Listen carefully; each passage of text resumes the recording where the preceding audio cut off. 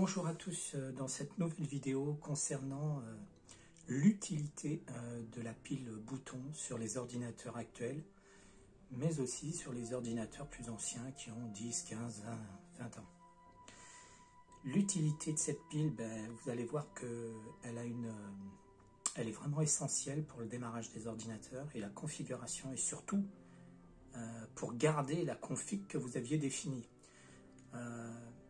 Si vous aviez des vieux ordinateurs comme par exemple des iMac ou autres qui datent de plus de 20 ans, 25 ans même, les ordinateurs ne démarraient même pas. Tant que vous n'avez pas changé cette fameuse pile, l'ordinateur ne démarrait pas. Dès que vous aviez changé la pile, il démarrait nickel. Voilà.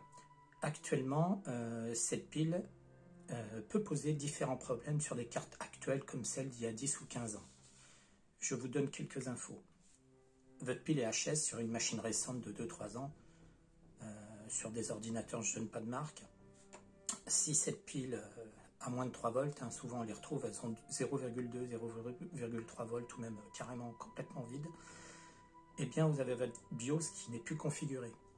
Ça peut poser des problèmes de démarrage de l'ordinateur. C'est-à-dire le démarrage du disque système, puisque s'il n'était pas configuré à la base sur l'unité qui n'est pas configuré par défaut quand le BIOS est réinitialisé quand il n'y a plus de batterie, eh bien vous vous retrouvez avec un système qui ne démarre pas. Et beaucoup de personnes ne savent pas comment configurer le BIOS et déjà ça peut être difficile pour certains d'aller dedans et de comprendre le charabia qui est inscrit. Donc voilà, l'utilité de cette pile, c'est de garder votre configuration. Quand vous achetez un ordinateur, la config est faite, le BIOS est paramétré, configuré. S'il n'y a plus de pile, la sauvegarde est perdue et vous pouvez perdre vos données. C'est-à-dire que l'ordinateur va démarrer, il va vous afficher un message checksum error qui indique que le système, il y a un problème de mémorisation, de sauvegarde des données. Il ne reconnaît pas certains paramètres et la machine peut tourner en rond pendant un certain temps. Alors, par exemple sur des Acer récents, des machines de 2 ans, 3 ans, si la pile BIOS est HS, vous allez avoir un redémarrage qui peut se produire 4-5 fois. Vous validez à chaque fois le fait que la pile, l'erreur checksum est présente, mais vous passez outre.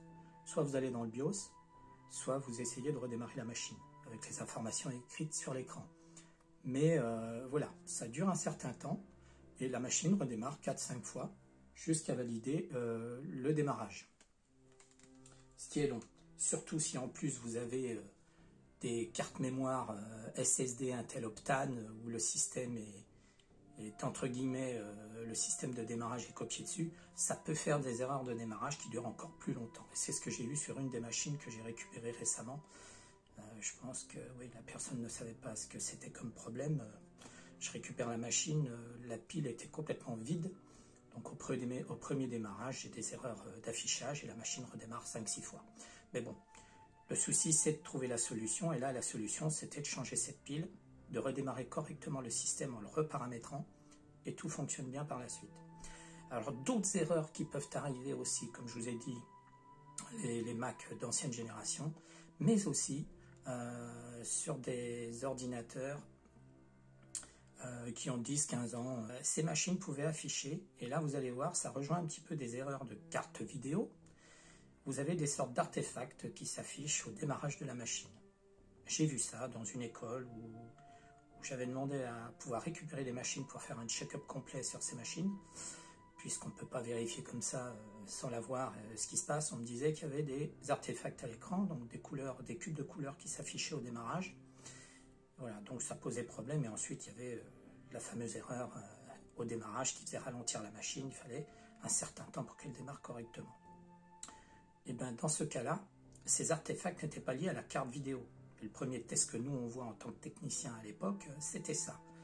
Des artefacts veut dire qu'il y a un problème de carte vidéo, de graphique, carte vidéo intégrée, puisque souvent il y avait des cartes vidéo intégrées. Donc il fallait faire la première recherche à ce niveau-là. Donc nous, ce qu'on fait, dès qu'on a une machine, on démarre la machine, on va dans le BIOS, on vérifie. Et dès qu'on démarre dans le BIOS, de toute façon, on va avoir un problème de date.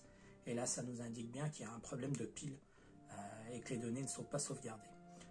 Donc, ce qu'on fait, on change la pile, redémarrage, et comme par hasard, ces artefacts ont disparu. Et donc, vous voyez, artefact ne veut pas forcément dire que c'est un problème de carte vidéo, mais peut-être un autre problème aussi. Donc, quand vous avez des problèmes divers sur une machine, la première chose à vérifier, c'est l'état de votre pile lithium. Parce que je vois bien que, je pense que rares sont les gens qui la changent.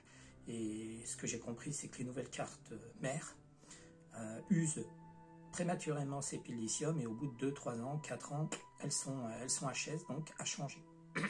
Pour les ordinateurs portables, c'est exactement la même chose. Il faut changer cette pile régulièrement et vérifier son état de fonctionnement. Si vous ne savez pas faire, ne le faites pas vous-même, parce que dès que vous aurez sorti cette pile, soit les données sont sauvegardées un certain temps, soit elles ne sont pas sauvegardées et vous vous retrouverez avec un système BIOS réinitialisé, donc remise à zéro. Voilà, donc boot du disque qui n'existe pas forcément sur le bon support, etc.